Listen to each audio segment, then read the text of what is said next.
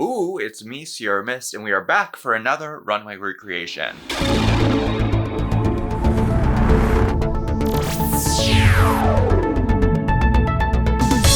Okay, now it's starting to get weird. We're bringing you these videos after I'm no longer on your television screen. This feels incorrect. So that's why I'm so glad that you are here on YouTube with me to check out all of these amazing looks, cause they're fierce. If you are brand new here or you just have not heard me say it before, make sure you subscribe to this channel. We're bringing you content every single week, multiple types of content. Who else is doing it like this? And if you want early access, behind the scenes tea, all of that good stuff, you have to check out the Patreon. All of that, my merchandise and more is available at sierramist.com. And since you can't see me on your TV, you're gonna have to see me in your hometown. So check out my performance schedule there. I truly look forward to meeting all of you. It warms my heart every single time I get to have an interaction or you share some sort of story or we connect over a nerd art thing that we love. So thank you for sharing parts of yourself with me. And I'm just so thankful for the opportunity to connect with each and every one of you.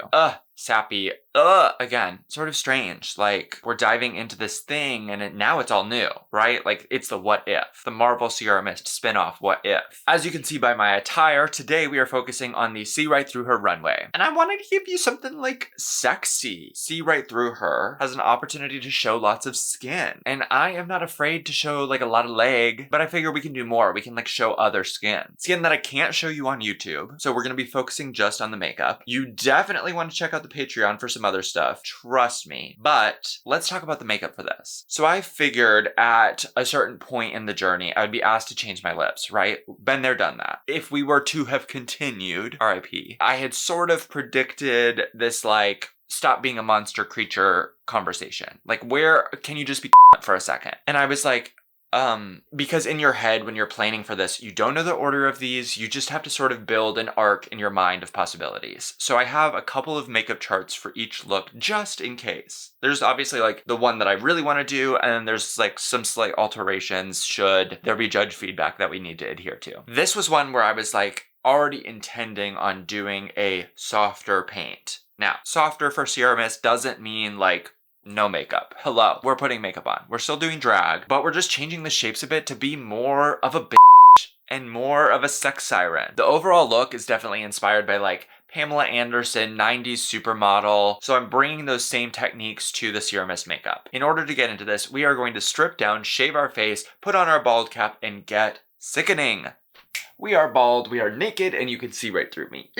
I wasn't keeping all that on. Not unless we're going to the club. All right, I've got my beard blocked. Admittedly, I do have... Okay, I'm breaking the veil a little bit here. Cut the camera. I did get into drag yesterday before filming this, and I was in drag for a very long time.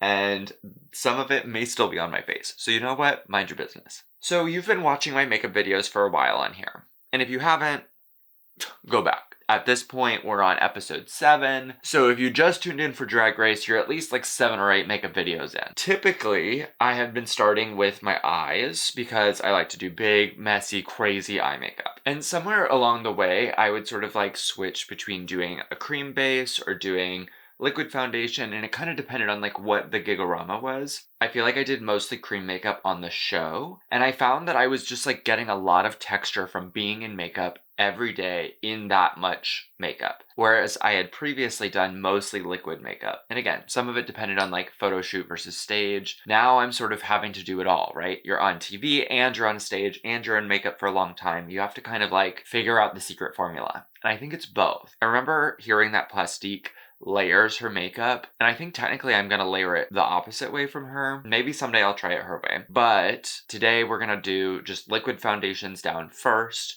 and then we'll do cream on top of it, and maybe a little bit of liquid again. It's gonna be a back and forth. I think it's gonna be a mix. And I think that's gonna be the secret code for a little bit. Just to make sure I've got long wear without the colors changing, because sometimes liquid foundations, they change colors on you. They oxidize. And that's where the cream stays more true, but you get texture, but the liquid helps prevent the texture. I think there's some math involved. Somebody call up Nini Coco. So I'm starting off with Maybelline Superstay Foundation all over my face. I'm using 2 different shades to try and get a good skin match and some good solid coverage. So that gets us a really nice even blend. It's decent coverage, but you can still see my skin underneath. So if this was the kind of effect that you were going for, I think this is a good product that is super accessible. We're gonna let this dry down just a little bit, but then I'm gonna layer my cream makeups over the top of this. I know, get into it. So I'm gonna work light to dark with the creams. And I'm still gonna add Clown White right around my eye and in kind of the mask of the face. Then I need to add more skin tone creams just to round out the coverage and give us a good blend. And for this particular look, I want a lot more natural contrast. That feels like an oxymoron a bit, but I want to add a lot more highlight in the like triangle focal point of the face. I want it to feel a lot more severe in terms of how like a supermodel or celebrity might approach their makeup chart. Okay, so that's obviously very bright, beautiful coverage, love that. Now let's add some depth. And I feel like normally my contour plot, I'm really just focusing on like rounding out the shape of my face and bringing the contrast to the middle. I'm not doing a lot of like complete reshaping other than like my nose, my eyes, and my lips, everything right here. But like I'm not carving out a cheek. I'm not completely restructuring my jaw for the most part. Like it's all a little bit more mild with this cheek. I feel like today I want to achieve a lot more of a severe pull, so that I can have that contrast, and then we'll kind of blur it back with powders. But same with like, I feel like I need to add some yank happening. You know what I'm saying?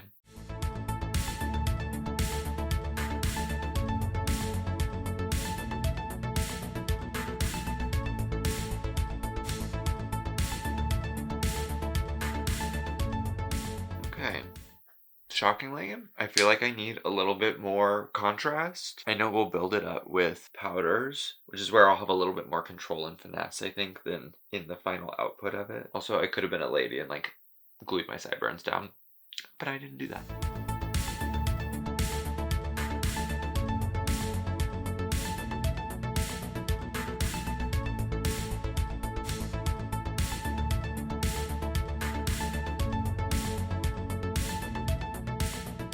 All right, this is a gorgeous blend. It's a gorgeous foundation. I'm really feeling this. Honestly, don't know that it's that different just yet, so we are definitely going to carve it out with powders. So let me go ahead and set this face.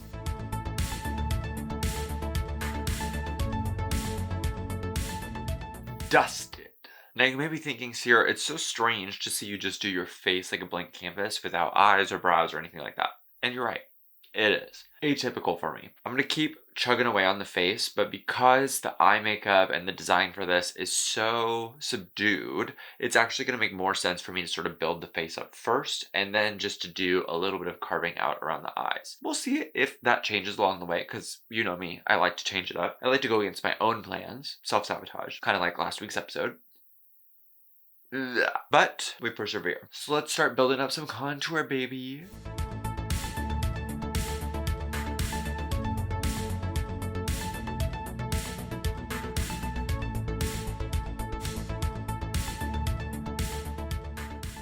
All right, we've got some general structure to the face now. We've started building in the blush. I want to keep this like really light, pinky, girly, but I think one thing that I've noticed in some of those more like high contrast beauty makeups is there's a lot of like, I don't want to say white, but white makeup that sort of blurs from the center of the face into the blush as well to sort of keep the cheek really forward. I don't know exactly how to describe it, but it's effective. And it's not typically something that I would do for my face shape, but we're gonna try it. I'm gonna start with just using a little bit of powder.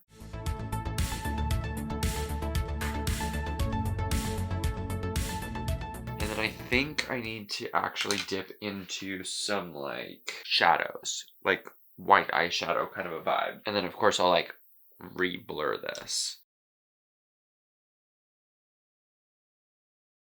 Ooh, see, what I don't love what's happening with that is it's starting to get really chalky.